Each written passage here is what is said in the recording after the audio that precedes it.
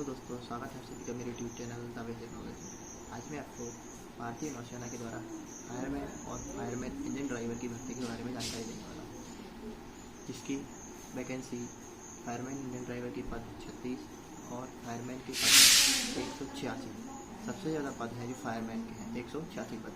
इसमें शारीरिक योग्यता क्या है, आयु सीमा क्या है, अनिवार्य योग्यता क्या है, चयन की पद्धति क्या है, आवेदन कैसे करें, क्योंकि ऑफलाइन फॉर्म है तो आवेदन हम कैसे करें, आखिरी तारीख क्या है, लास्ट डेट क्या है आवेदन की, फार्म कहाँ पहुंचाना है, इस बारे में जानकारी इस वीडियो के बारे में बात करेंगे। तो आप वीडियो को बने रहें और चैनल पर नए हैं तो चैनल को सब्सक्राइब करें, क्योंकि आप इसी प्रकार की आवेदन की जानकारी, नौकरियों की जानकारी आपको चैनल पर मिलती रहेगी। तो वीडियो देखें कि किस प्रकार से हम इसमें फॉर्म फिल करें। भारत सरकार रक्षा मंत्रालय, भारतीय सेना, सिविलियन कर्मियों की भर्ती, जो कि आप ये रिक्रूटमेंट देख रहे हैं, एडवर्टाइजमेंट है हमारे ये।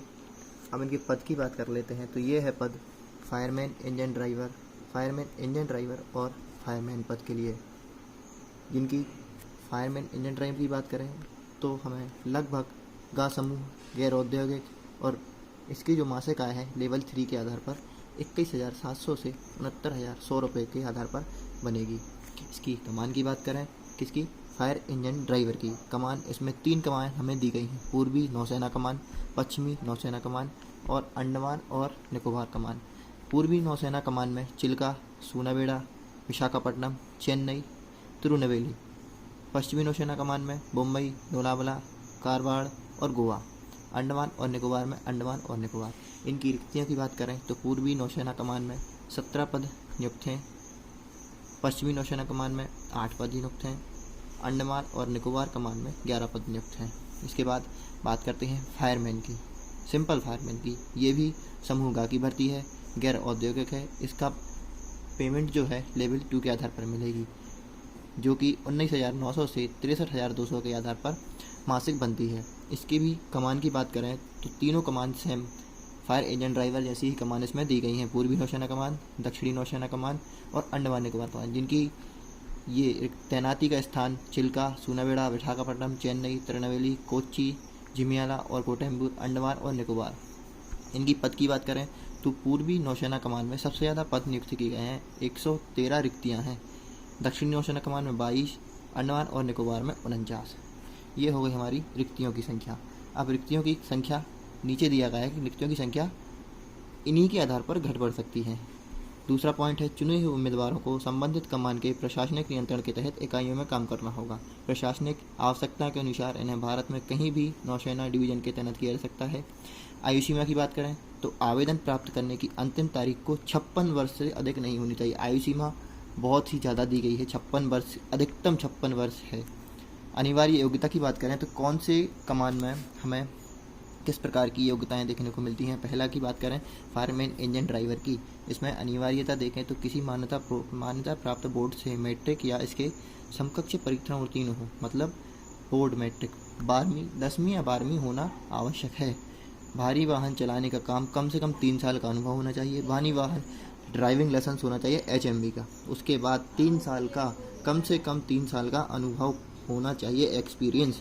उसके बाद शारीरिक रूप से स्वस्थ, कठिन ड्यूटी करने में सक्षम होना चाहिए। हाइट की बात करें तो बिना जूते के कद 165 सेंटीमीटर, परंतु अनुसूचित जाति और जनजाति सदस्यों को कद में 2.5 सेंटीमीटर की छूट दी जाएगी। सीना की बात करें तो बिना फुलाए सीना 81.5, फुलाने पर 85। वजन न्यूनतम, मिनिमम वजन होना चाहिए 50 किलो। क्षमता परीक्षण की बात करें फायरमैन इंजन ड्राइवर में तो एक व्यक्ति को ले जाना, फायरमैन लिफ्ट यानी 63.5 किलोग्राम के भार एक व्यक्ति को 96 सेकंड में 163 मीटर की दूरी तक ले जाने की क्षमता हो। दूसरी क्षमता परीक्षण, दोनों पैरों पर खड़े होकर छलांग लगाते हुए 2.7 मीटर चौड़ी खाई को पार करना। तीसरा, हाथों और पैरों का उपयोग करके 3 मीटर रस्सी तक चढ़ाई करना। पांचवीं, विभिन्न प्रकार के अग्नि उपकरणों के रखरखाव संचालन में परिचित होना चाहिए। फायरमैन ग्रेड 1 या सीनियर फायरमैन के रूप में किसी नियमित सिविल डिफेंस फायर ब्रिगेड के काम करने का अनुभव हो। डिफेंस यूनिवर्सिटी ऑफ रिसर्च, रक्षा मंत्रालय, जर्नल फाइटिंग कोर्स या नेशनल नागपुर से या कोई अन्य मान्यता पर उत्तीर्ण करना होना चाहिए। अब दूसरी बात करें, पद की बात करें, दूसरा पद है फायरमैन का। इसमें अनिवार्य क्या है, मांग क्या रहे हैं ये। पहला है किसी मान्यता प्राप्त बोर्ड से मैट्रिक या समकक्ष परीक्षा उत्तीर्ण की हो। दूसरा, उम्मीदवार शारीरिक रूप से स्वस्थ और कठिन ड्यूटी करने में सक्षम होना चाहिए। वह नीचे से निर्दिष्ट मापदंड अवश्य पूरा करता हो। इसकी भी हाइट 165, बिना जूते के 165, परंतु अनुसूचित जाति और जनजातियों को 2.5 सेंटीमीटर की छूट। सीना 81, बिना फुलाने पर 85, न्यूनतम वजन 50 किलो। इसका भी क्षमता परीक्षण जो है, एक व्यक्ति को 63.5 किलोग्राम भार वाले व्यक्ति को 96 सेकंड में 183 मीटर की दूरी तक कंधे पर उठाकर ले जाना। दोनों पैरों पर खड़े होकर एक साथ छलांग लगाते हुए 2.7 मीटर की चौड़ी को खाई को पार करना। हाथों और पैरों का उपयोग करके 3 मीटर की रस्सी पर खड़ी चढ़ाई करना। यह हो गई अनिवार्य योग्यता। अब इसके काम की बात कर लेते हैं कि इनको काम क्या करना पड़ेगा। फायरमैन इंजन ड्राइवर का काम रहेगा दमकल के आपातकालीन दृश्यों स्थानों पर ले जाना, अग्निशमन उपकरण को सफलतापूर्वक नियुक्त करना, होज लाइन को जोड़ना, पानी की दबाव की आपूर्ति के लिए पंप पैनल संचालित करना। इतने सारे काम जो है जो फायरमैन ड्राइवर को करने पड़ते हैं।